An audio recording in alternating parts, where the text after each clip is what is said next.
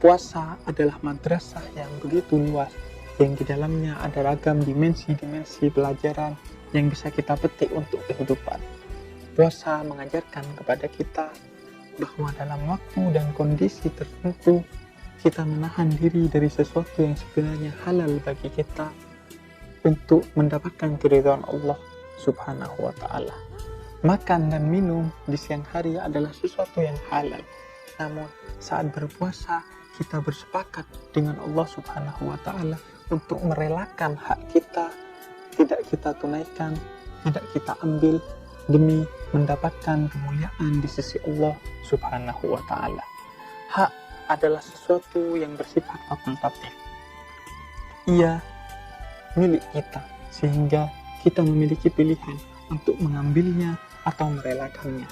Sedangkan kewajiban adalah sesuatu yang bersifat imperatif. Ia bukan milik kita, sehingga kita mutlak untuk menunaikannya.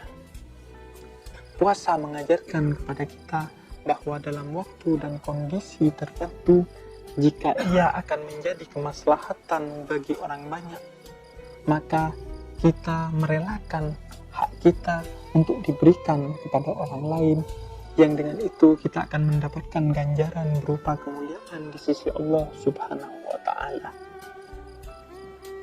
Dalam Al-Quran surat Asy-Syura ayat 40 dijelaskan bahwa balasan bagi kejahatan yang orang lain lakukan kepada kita adalah hukuman yang setimpal.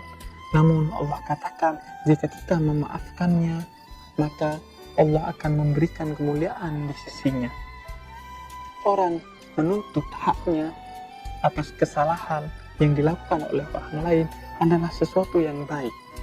Namun dalam kondisi dan waktu tertentu, jika ia merelakan haknya diberikan kepada orang lain dan tidak menuntut hukuman atas kesalahan yang dilakukan orang lain, sehingga itu menjadi kemudian kemaslahatan bagi banyak orang, dan di waktu kemudian, maka orang itu bukan hanya baik, namun pribadi yang bijaksana. Rasulullah Shallallahu Alaihi Wasallam mengajarkan pada orang yang menjadi suruhan Abu Sufyan untuk membunuhnya namun gagal, Rasul tidak menuntut hukuman atas ia. Rasul justru memaafkan orang itu dan bersabar atas kondisi itu, sehingga mendapatkan kemuliaan di sisi Allah Subhanahu wa Ta'ala. Dan memang yang terjadi kemudian, orang itu justru begitu terpukau dengan kebesaran hati Nabi, dan ia akhirnya masuk ke dalam keharibaan Islam. Kemaslahatan Rasul dapatkan dari kesabaran atas tidak menuntut haknya.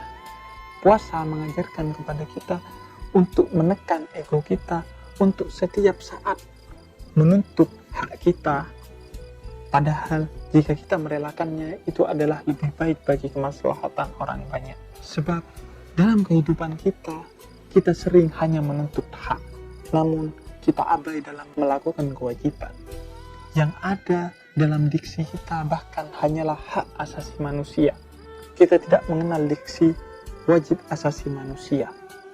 Padahal jika semua orang menunaikan kewajiban asasi manusianya, maka bisa jadi tidak perlu ada orang yang menuntut hak asasi manusianya, karena tidak akan ada orang yang terenggut hak asasi manusianya jika semua orang menunaikan kewajiban asasi manusianya. Atau minimal jika semua orang melakukan kewajiban asasi manusianya, maka tidak sulit untuk menegakkan hak asasi manusia. Puasa mengajarkan tentang hal itu.